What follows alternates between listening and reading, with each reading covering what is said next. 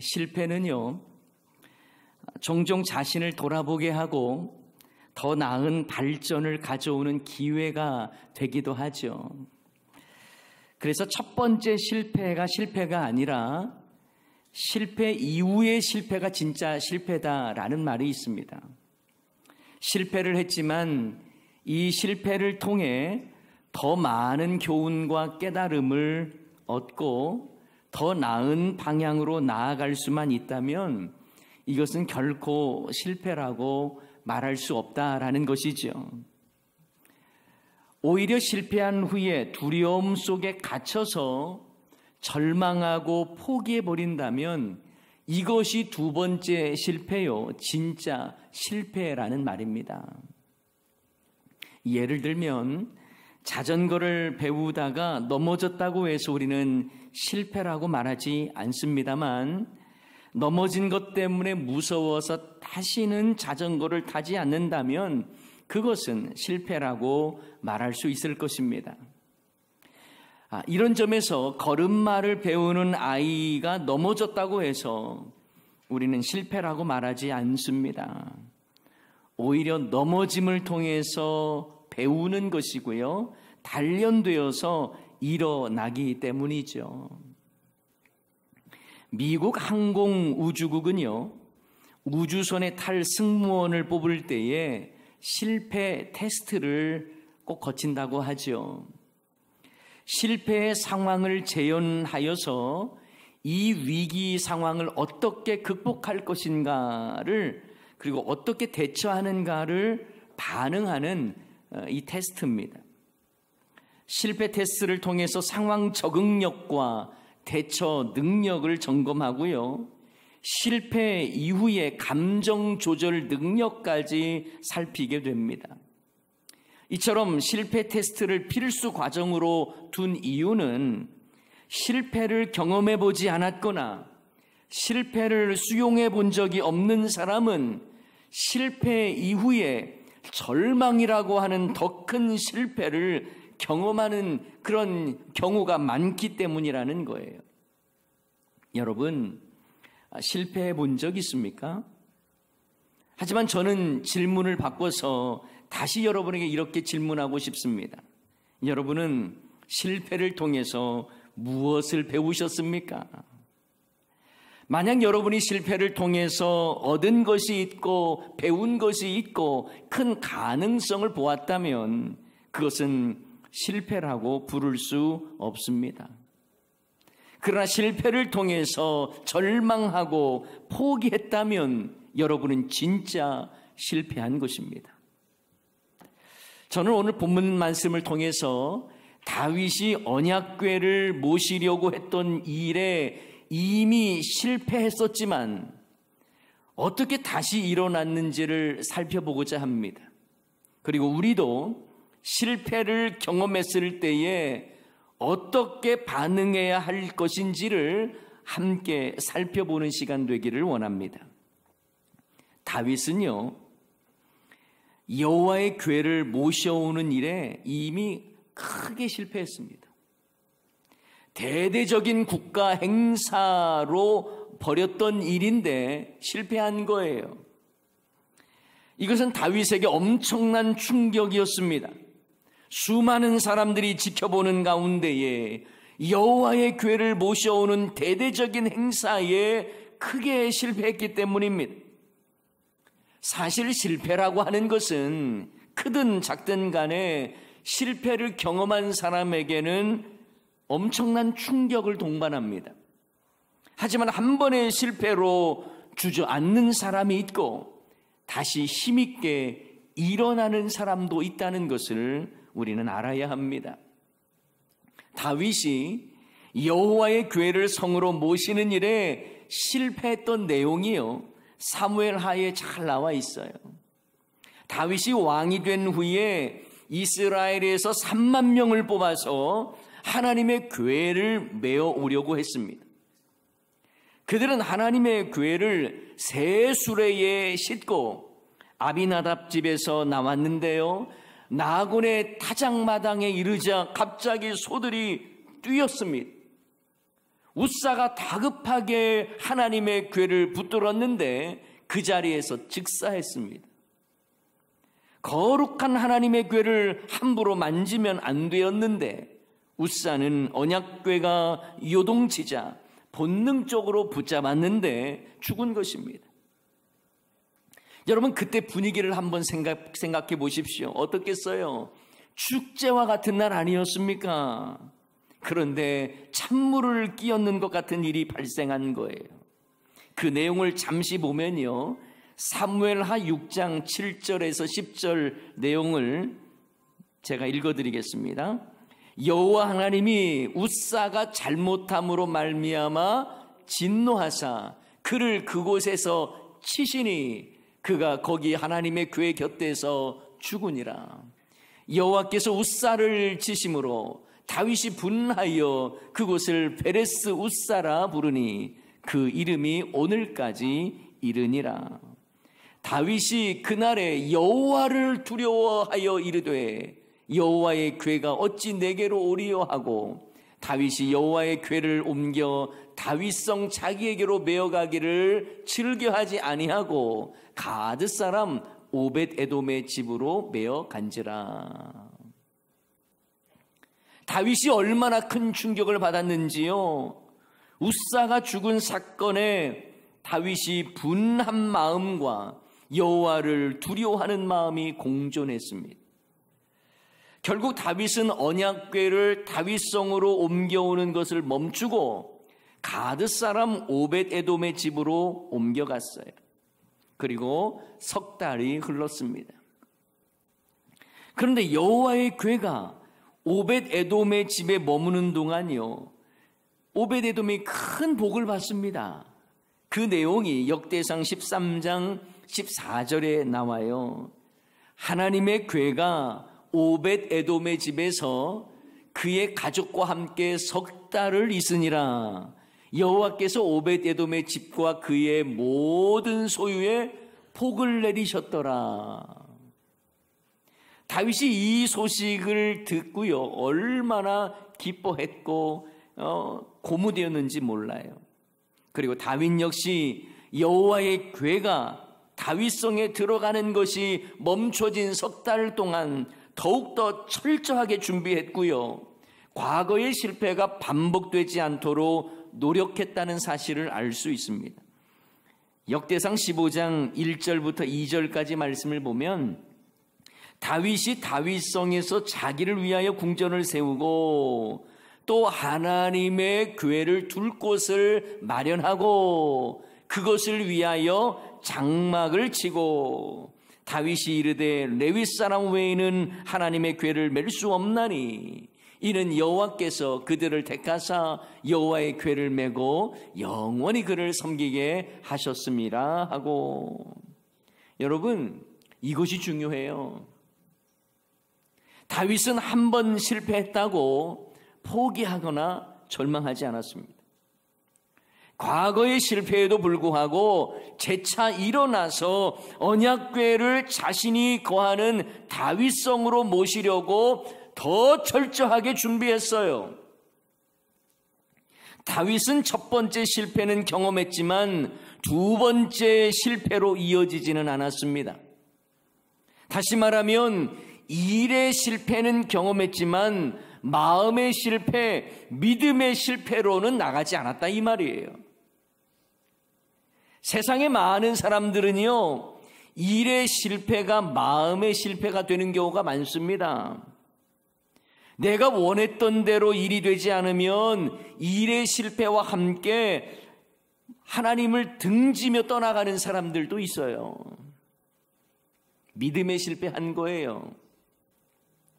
여러분, 2년 넘게 코로나로 일상이 무너진 상황에서 어떤 분들은요, 삶이 힘들다며 믿음까지 저버리는 사람들도 있습니다. 그것은 일의 실패뿐만 아니라 마음의 실패, 믿음의 실패가 된 거예요. 이것이야말로 진짜 실패입니다. 성경은 이런 자들을 향해 믿음에 있어서 파선하였다라고 말씀합니다. 디모데전서 1장 19절 말씀 다 같이 한번 읽어봅니다. 믿음과 착한 양심을 가지라.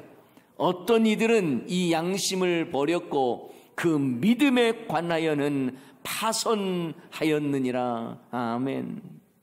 사랑하는 여러분, 간절히 소원합니다. 우리가 설령 첫 번째 일의 실패는 있을지라도 두 번째 마음의 실패, 믿음의 실패는 절대로 허락하지 마시기를 주님의 이름으로 축원합니다.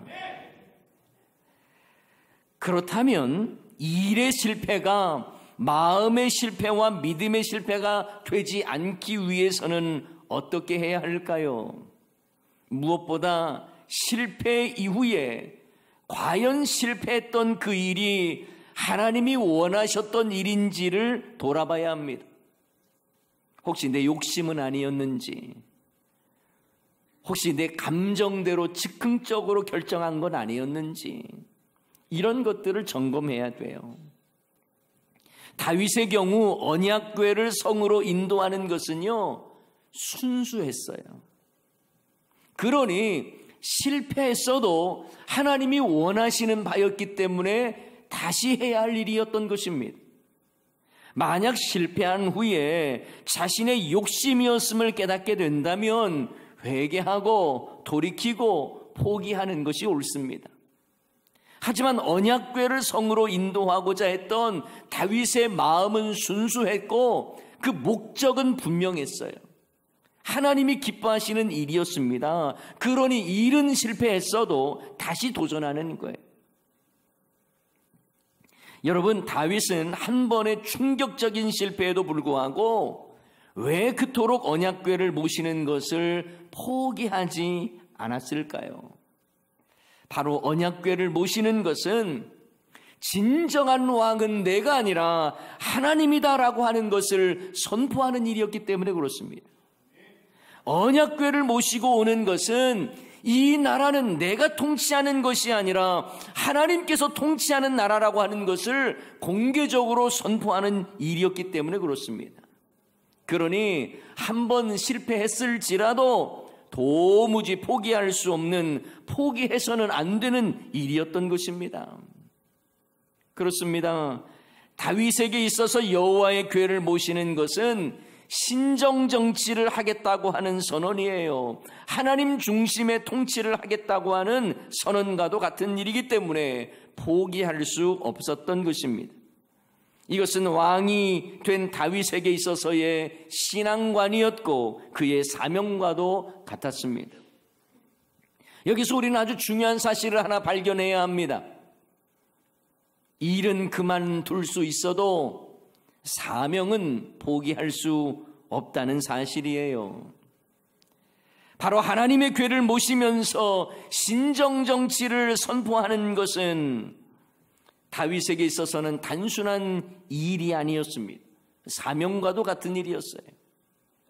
그러기에 한 번의 실패가 있었어도 하나님이 원하시는 그 일이기에 포기하지 않고 다시 일어나는 것입니다.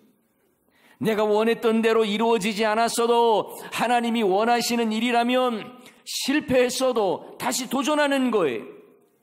문제는 하나님이 원치 않는 것을 고집스럽게 억척스럽게 하는 것이 문제입니다.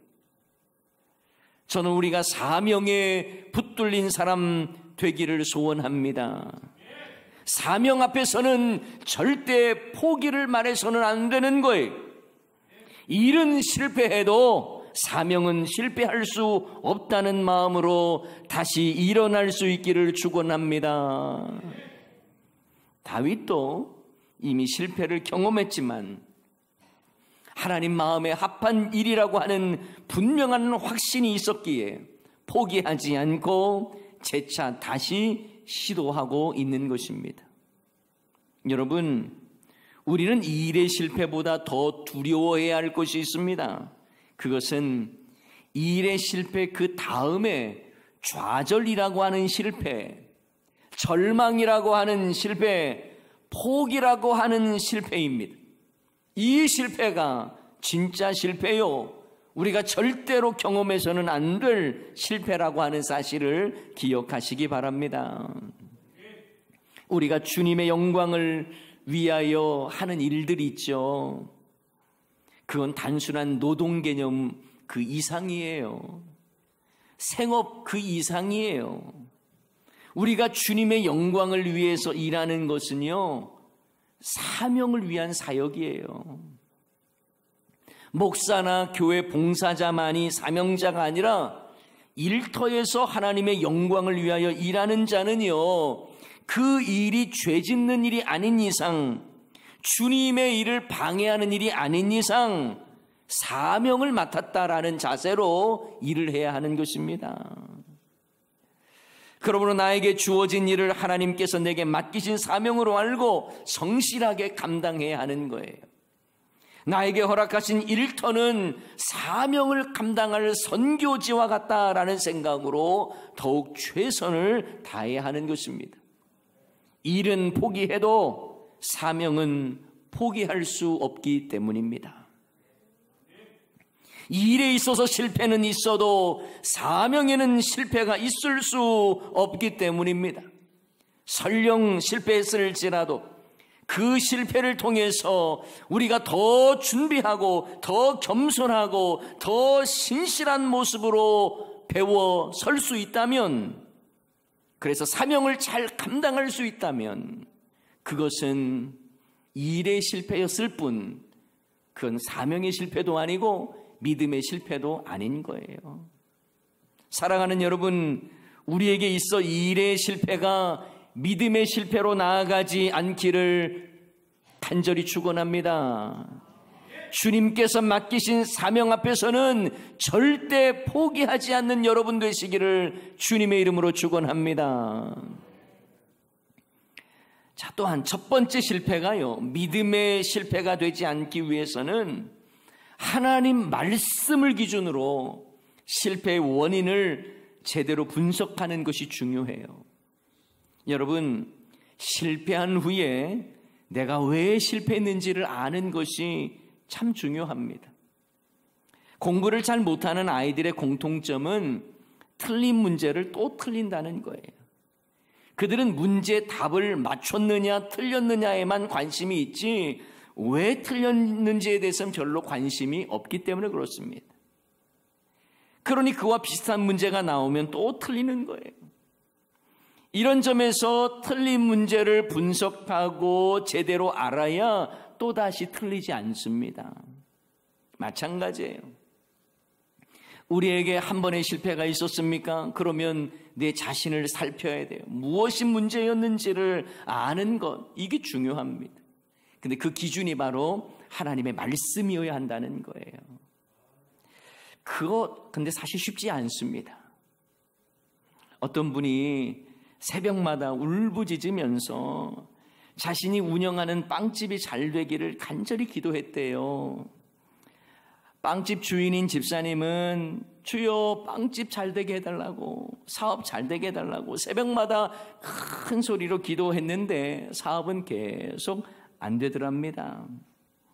그런데 그분 옆에서 기도하던 분이 아침마다 울부짖는 이 빵집 가게 집사님이 너무 안타까워서 옆에서 더 크게 소리쳐서 기도했대요. 하나님, 저 집사님 빵집 제발 빵 좀 크게 만들어 주시게 해주십시오.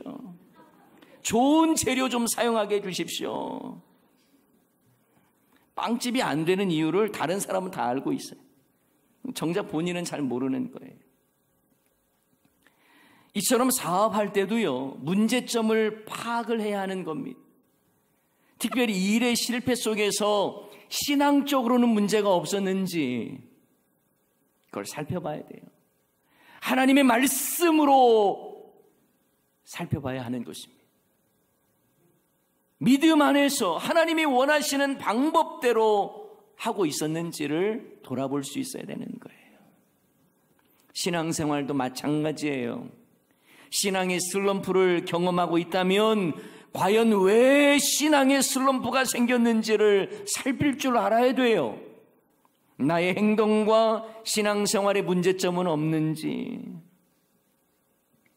나의 영성은 어떠한지를 점검할 수 있어야 하는 것입니다. 그렇지 않으면 반복적으로 슬럼프를 경험하게 돼요. 다윗을 보십시오.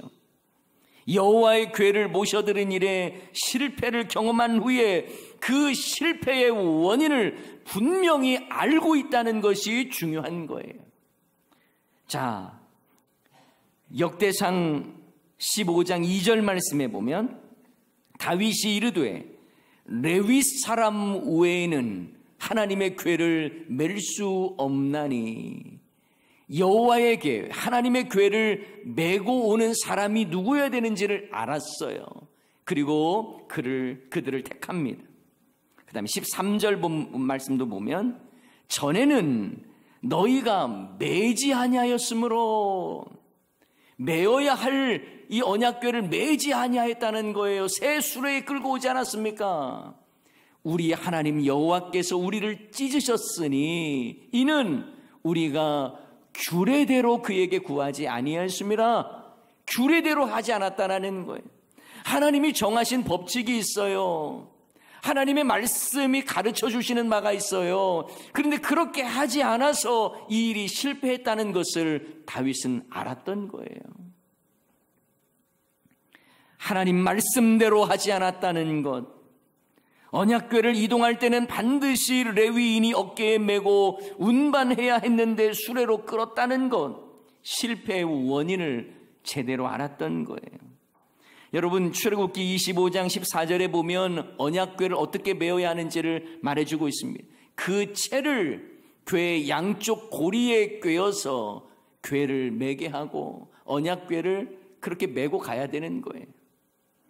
민수기 4장 15절 말씀에도 보면 언약궤를 이동할 때 반드시 고핫 자손이 언약궤를 메고 운반하되 절대로 만지지 말라고 말씀합니다. 민수기 4장 15절 말씀, 진영을 떠날 때에 아론과 그의 아들들이 성소와 성소의 모든 기구 덮는 일을 마치거든 고핫 자손들이 와서 어떻게 하라고요? 맬 것이니라. 그러나 성물은 만지지 말라. 그들이 죽으리라. 회막 물건 중에서 이것들은 고핫 자손이 맬 것이며. 여러분, 언약궤를 이동할 때에는 장대와 같은 이 채를 언약궤 양쪽 고리에 꿰어서 메고 다녀야 했던 것입니다. 게다가 언약궤는 성물이기 때문에 어떤 경우에라도 손을 대면 안 됐던 거예요. 그런데 이 말씀대로 행하지 않아서 수레에 언약궤를 끌고 이동을 한 것입니다. 그리고 우사가 언약궤에 다급한 마음에 손을 대버렸어요. 그래서 죽었어요. 그 결과 언약궤를 메고 오는 것이 실패한 것입니다. 여러분, 아무리 좋은 일이고 선한 일이라고 해도 그 과정 자체가 하나님이 원치 않는 방법이라면, 하나님 말씀에 어긋나는 것이라면 그건 하나님 기뻐하는 것이 아니에요.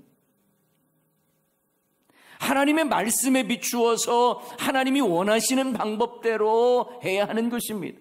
그걸 다윗이 알았던 거예요. 아하, 언약궤를 다윗성으로 모시고자 했던 것은 주님이 기뻐하시고 원하시는 것은 맞다. 그런데 방법이 잘못됐다라는 것을 알았던 거예요.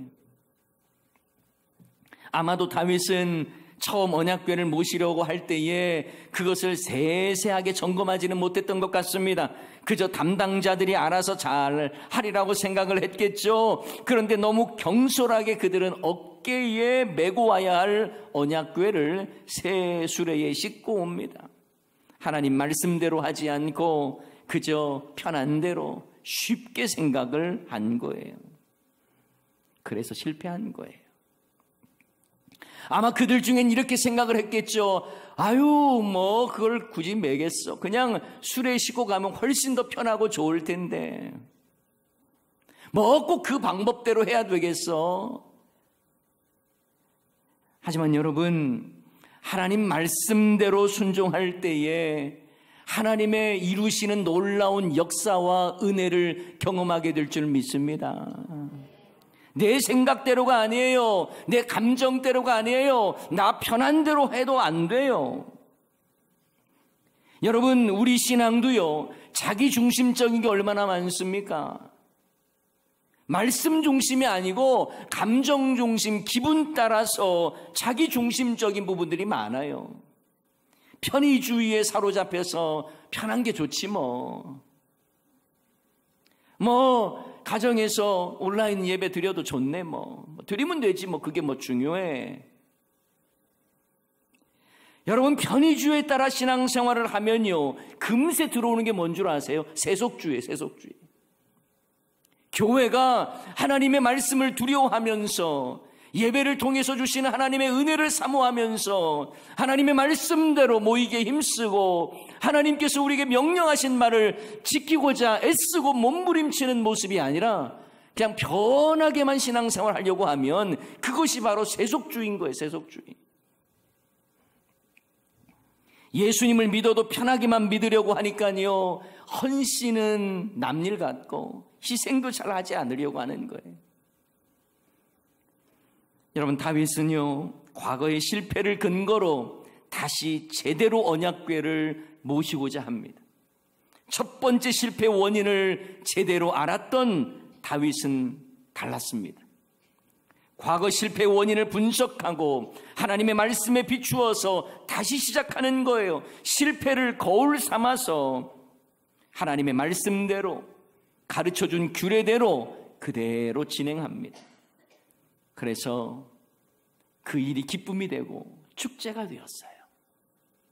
하나님이 정하신 규례의 핵심은 뭔 줄 아세요? 거룩함이었습니다. 거룩하게 하라는 거였습니다.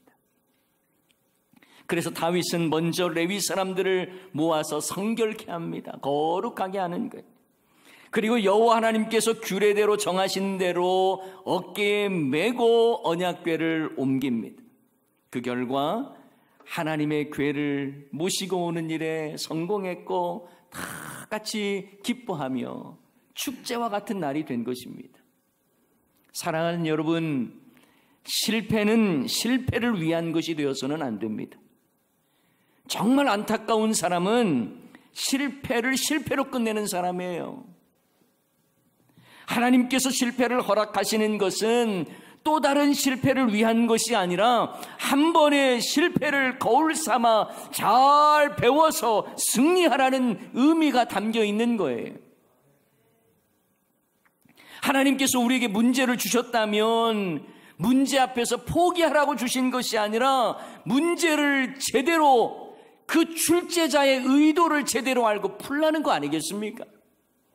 여러분, 우리가 인생의 문제를 만났으면 하나님의 뜻이 무엇인지를 분별하고 그 문제를 풀어내는 것이 중요한 거예요.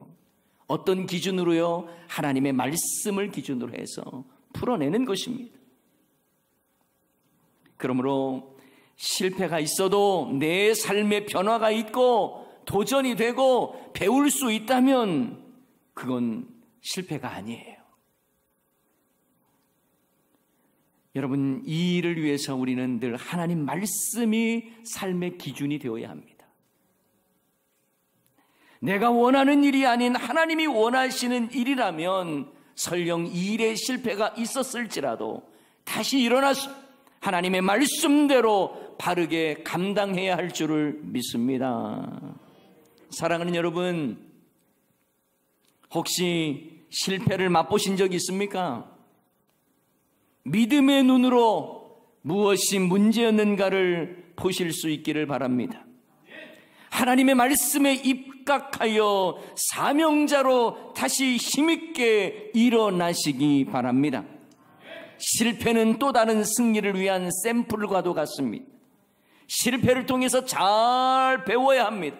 그래서 저와 여러분의 삶에 주님 주시는 승리의 영광이 가득하시기를 주님의 이름으로 간절히 축원합니다. 오늘 말씀 기억하면서 우리 함께 찬양하기를 원합니다. 여러분, 힘들고 어려워요? 실패를 경험했습니까? 하지만 주님께서 저와 여러분 늘 함께 하십니다. 그리고 이 어려움들을 넉넉히 이겨낼 수 있도록 새 힘을 주실 것입니다. 우리 함께 찬양하십시다. 고단한 인생길, 고단한 인생길 힘겨운 오늘도 예수 내 마음 아시네.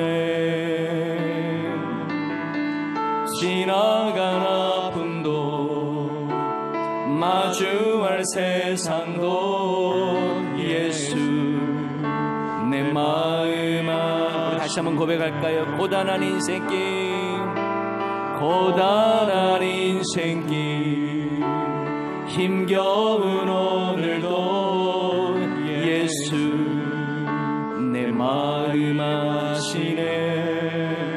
지나간 아픔도 마주할 세상도 예수 내 마음 아시네. 믿음의 눈들어 주를 보리. 이 또한 지나가리라. 주어진 내 삶의 시간 속에 주의 뜻 알게 하소서. 하루를 살아도 기쁨으로 가리. 예수 늘 함께 하시네. 후회도 염려도 온전히 맡기리. 예수 늘 함께 하시네. 믿음의 눈으로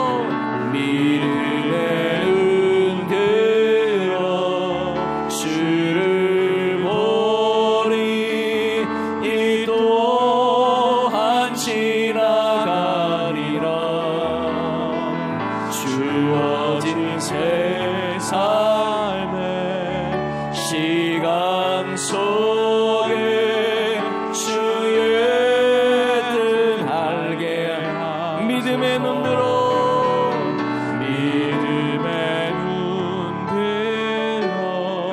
주를 보리.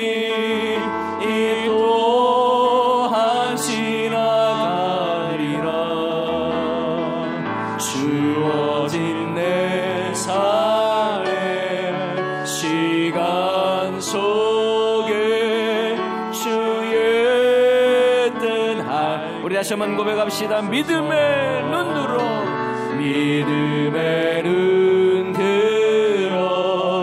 주를 보리. 이 또한 지나가리라. 주어진 내 삶의 시간 속에 주의 뜻 알게 하소서.